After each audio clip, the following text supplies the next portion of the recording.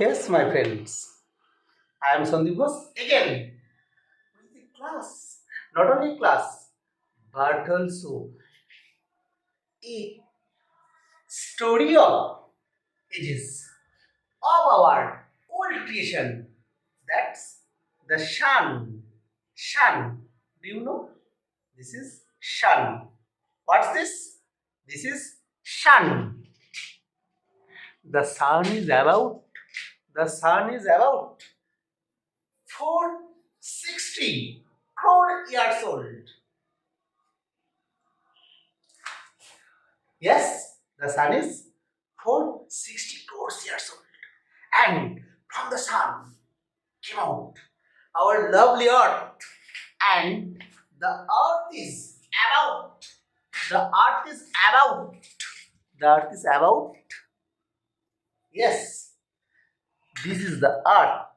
And it is about 456 crores years old. Yes, the sun, and from the sun came our earth. Then the life or living beings. Living beings may be the tree or other things. But the old of the ancient tree, 420 crores years old or 385 crores years old. The living being, tree, moss, etc.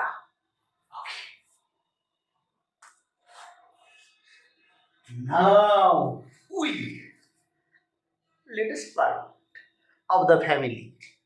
Men. Men came just 20 lakhs years old.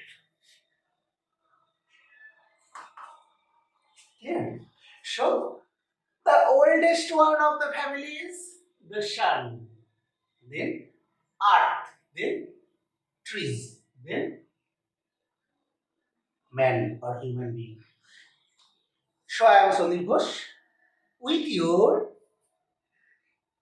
class 10 lesson 4. My own true family by English poet Ted, not huges, huge. Ted, huge. Okay, here we have to explain the title. My means the poet Ted Hughes' own. That's Ted Hughes' own family. That's the Ted Hughes. Ted Hughes came in his own family. That means the speaker is Ted Hughes himself. Okay. My own true family. In our family, we have the oldest one, grandpa, grandma, father, mother, and the sons. We have to respect everyone.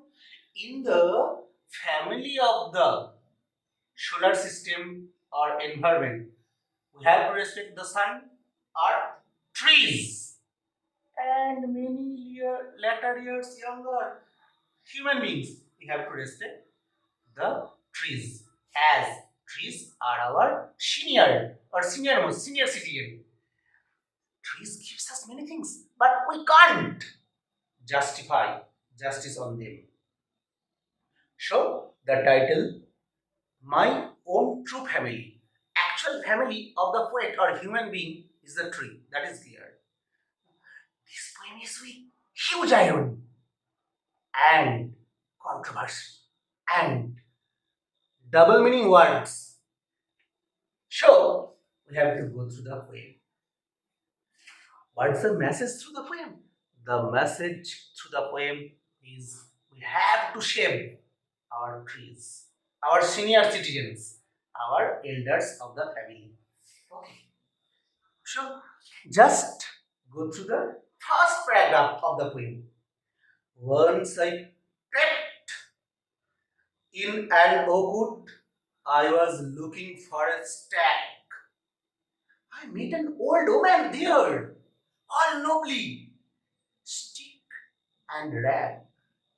He said, I have your secret here inside my little bag. Here. This is the picture of the story.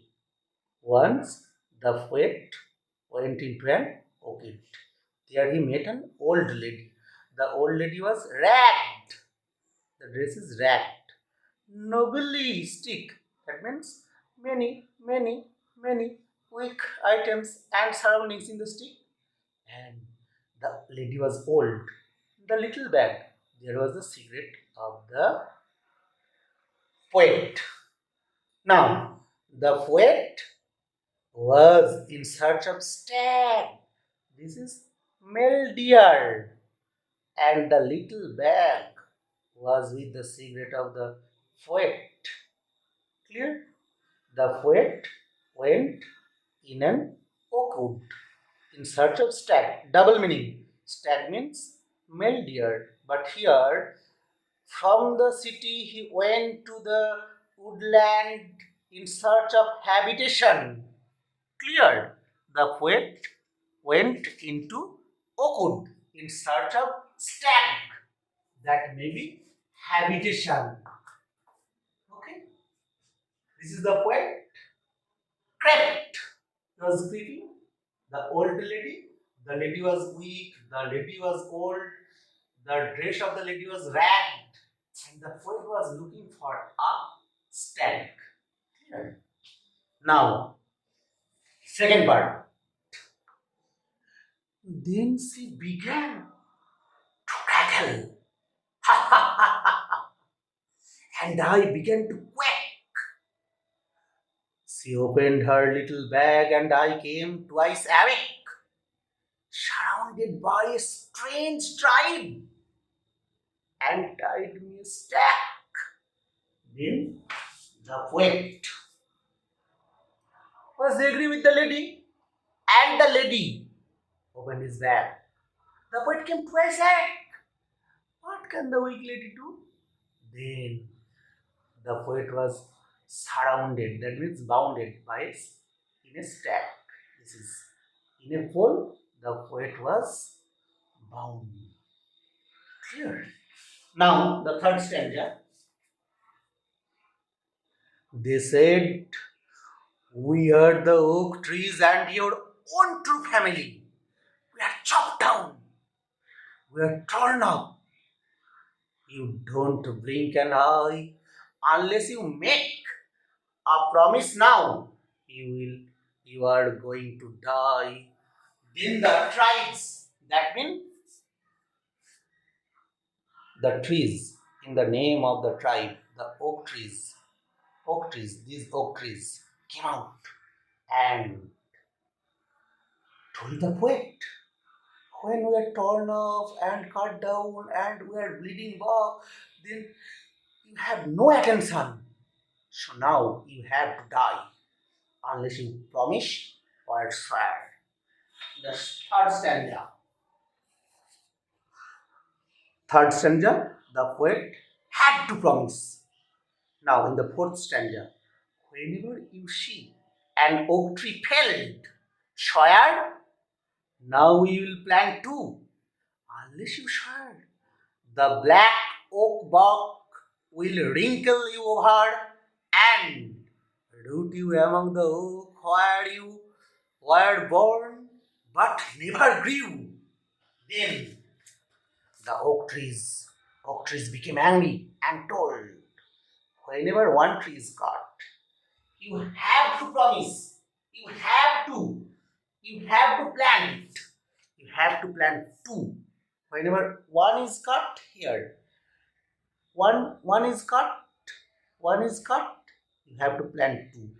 Otherwise, you would be rooted into the ground where you live, but can't grow. Now, fifth stanza. This was my dream. Beneath the bough, the dream that altered me when I came out of the oak, back to human company, back to human company. My work was the work of a human child, but my heart was a tree. The whole fact, the whole story was a dream.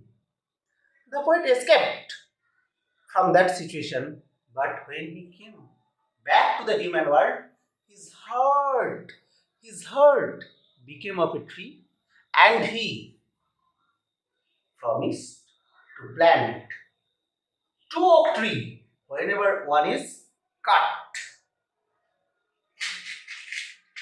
Now, this is the picture. And the poet came to the human world, the busy city, and his heart became a tree. Clear? This is the poem, this is the morality, and we have to study and read the things the poet wanted to share. Few questions and answers. So, who is the poet of the poem? Ted Hughes. Where was the poet born? The poet was born in England. Who is the mouthpiece? The mouthpiece, the author himself. Author himself as a little boy. When did he awake twice? Awake twice. The poet thought this is a little old lady, but when the lady opened the bag and the poet was bound in a stack, then the poet awake twice. How was the lady? Look at this picture. The lady was old.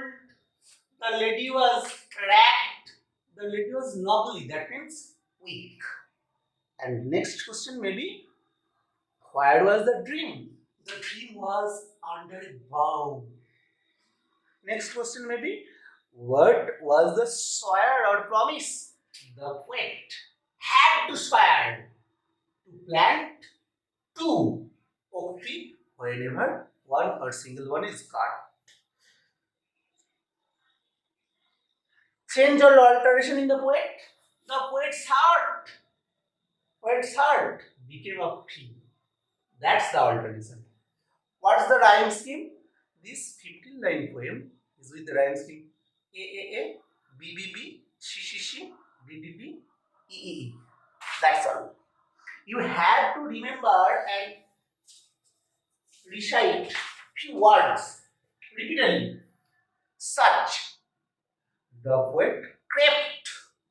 That means going low and walking by hands and knees. Nobly. That means weak or with many sticks and foldings. Crackle. The lady crackled. The old lady was weak, but suddenly, see,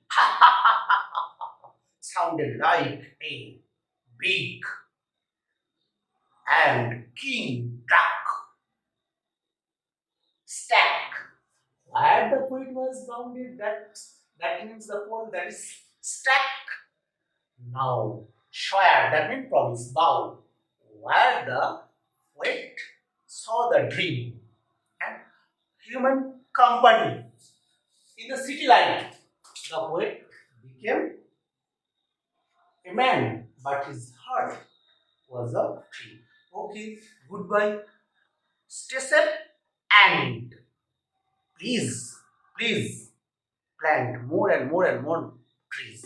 Thank you. Goodbye.